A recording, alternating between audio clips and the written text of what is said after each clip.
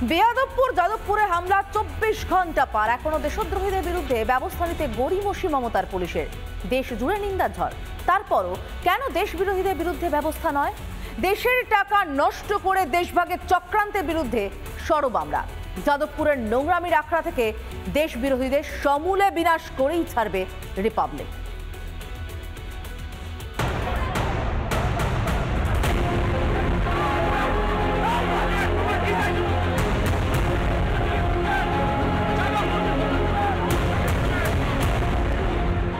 যাদবপুর বিশ্ববিদ্যালয়ের রেজিস্ট্রারের অফিসেই হামলার শিকার হয় রিপাবলিক। বিশ্ববিদ্যালয় কর্তৃপক্ষের সামনেই রিপাবলিকের প্রতিনিধিদের সঙ্গে চলে চূড়ান্ত নোংরামি। চোখে চোখ রেখে প্রশ্ন করতেই শুরু হয় হামলা। আমার দেশ ভারত ভাগকে সমর্থন করেন, মারছে আমাদের মানা হচ্ছে। বলুন গায়ে হাত দিচ্ছেন কেন?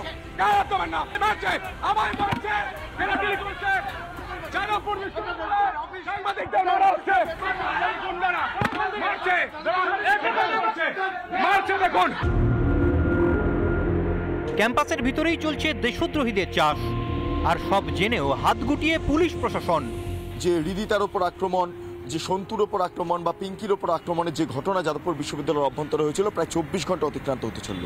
পুলিশ এখনো পর্যন্ত কাউকে জিজ্ঞাসা করা তো দূরের কথা, কোনো তথাকথিত ছাত্র বা ছাত্রীকে চিহ্নিত করা হলো না।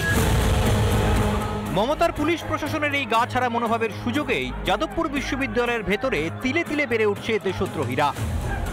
এখনো পর্যন্ত কিন্তু অফিসিয়ালি রাজ্য প্রশাসন, আমাদের যে রাজ্য প্রশাসন, সেই রাজ্য প্রশাসনের তরফ থেকে কিন্তু কোনো রকম বার্তা আসেনি, বা রাজ্য প্রশাসনকে যে অ্যাক্টিভ মোড, সেই অ্যাক্টিভ মোডেও কিন্তু দেখা যায়নি। এবং সেই জায়গা থেকেই প্রশ্ন উঠছে যে তাহলে কিসের এত ভয়? নেশার আখড়া যাদবপুরে আক্রান্ত হয়েছে গণতন্ত্রের চতুর্থ স্তম্ভ, তারপরও চুপ করে থেকে দেশবিরোধীদের ইন্ধন খাকি উদ্দিন। থানার সামনে একাধিক অশ্লীল ভাষায় গ্রাফিতি এঁকে দেওয়া হয়েছে আরবান নকশালদের তরফে বা শহুরে নকশালদের তরফে। এক সময় মেধা উৎকর্ষতার অন্যতম শ্রেষ্ঠ প্রতিষ্ঠান ছিল এই যাদবপুর বিশ্ববিদ্যালয়, কিন্তু বর্তমানে সেখানকার শহুরে নকশালদের কর্মকাণ্ডে সমাজের সর্বস্তরে নিন্দার ঝড়।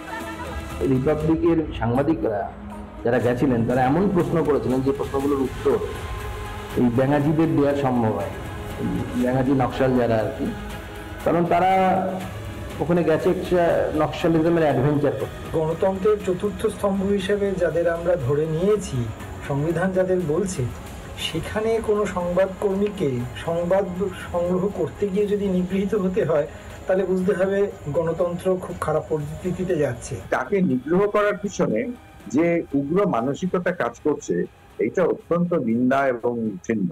কি অদ্ভুত মানসিকতা! যারা করেছে তাদের ছাত্র বলে ভাবতে লজ্জা হয়।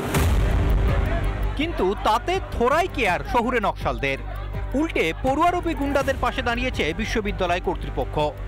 বিশ্ববিদ্যালয় চত্বরে সংবাদ মাধ্যমের প্রবেশে মৌখিক নিষেধাজ্ঞা জারি বিশ্ববিদ্যালয় কর্তৃপক্ষের। দেশের অন্যতম সেরা বিশ্ববিদ্যালয়ের মধ্যে একের পর এক নৈরাজ্য দেখেও চোখে ঠুলি রাজ্য সরকারের। রাজ্য সরকারের এখতিয়ার রয়েছে আইন অনুযায়ী যদি কোনো নিয়ম বহির্ভূত কাজ বিশ্ববিদ্যালয় হয় সেখানে হস্তক্ষেপ করার, কিন্তু অদ্ভুতভাবে এই তৃণমূল সরকার, এই রাজ্য প্রশাসন, তারা সেই আইনটুকুও বলবৎ করতে চান না।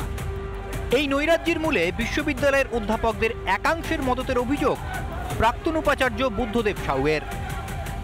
কোনো টিচার আছে একটা সেমিস্টারে 4 দিন ক্লাস নেয়। বলুন তো, ছেলেগুলো তো বাকিরা এসে তাদের ভালো ছেলেদের সময় নষ্ট হচ্ছে, আর খারাপ ছেলেগুলো এরকমভাবে সময় পেয়ে যাচ্ছে।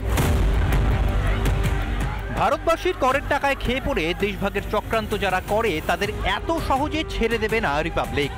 দেশদ্রোহিতার এই আঁতুরঘর থেকে নোংরামিকে সমূলে উপড়ে ফেলতে জানে রিপাবলিক। দেশের স্বার্থে, দশের স্বার্থে এর শেষ দেখে ছাড়বো আমরা। রিপাবলিক বাংলা। নানা ধরনের কন্টেন্ট দেখার জন্য লাইক করুন, শেয়ার করুন আমাদের ফেসবুক পেজ, সাবস্ক্রাইব করুন আমাদের ইউটিউব চ্যানেল। পাশাপাশি অন্যান্য ব্রেকিং নিউজের জন্য অবশ্যই চোখ রাখুন রিপাবলিক বাংলায়।